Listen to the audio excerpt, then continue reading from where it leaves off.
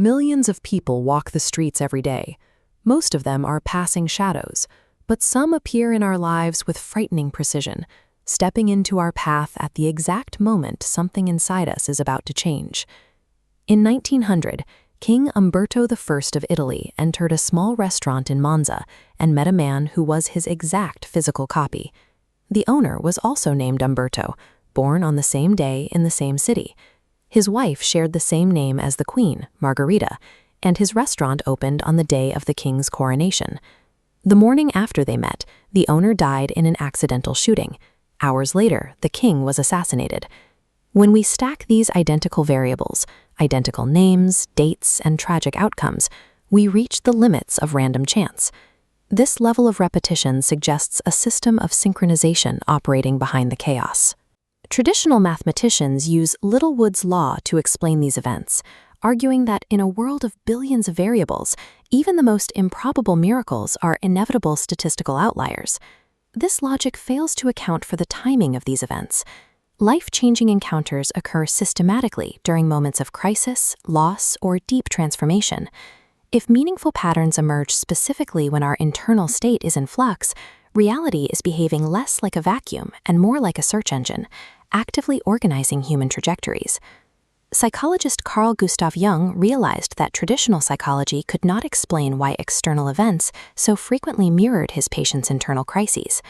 During a session regarding a patient's dream of a golden scarab beetle, a rare insect, the exact scarab from her dream, tapped on the office window.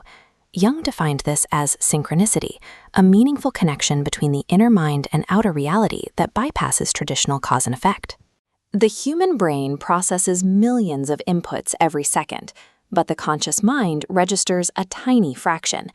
We constantly filter our environment to find the objects, opportunities, and people that match our current internal focus. Our bodies physically detect compatibility long before the mind registers an attraction. In the 1995 T-shirt study, women successfully identified genetically compatible partners entirely through an unconscious sense of smell. Researcher Paul Ekman found that we also leak our true emotions through rapid microexpressions. The human brain scans for these flashes of fear, hostility, or desire in less than a 20th of a second.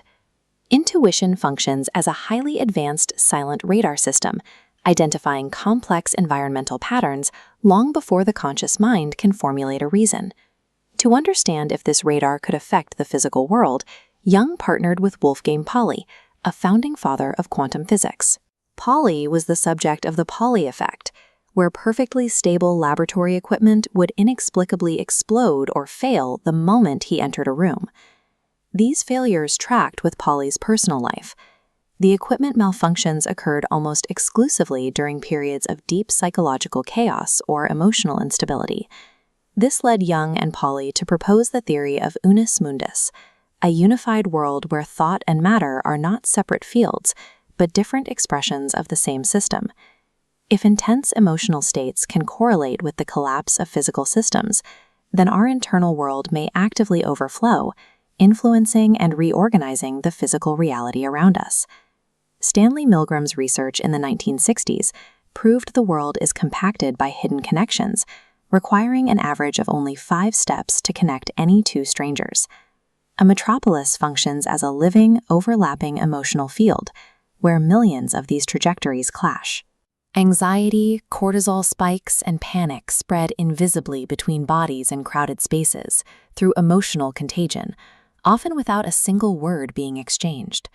We collide with the specific people who resonate with the internal frequencies we are broadcasting.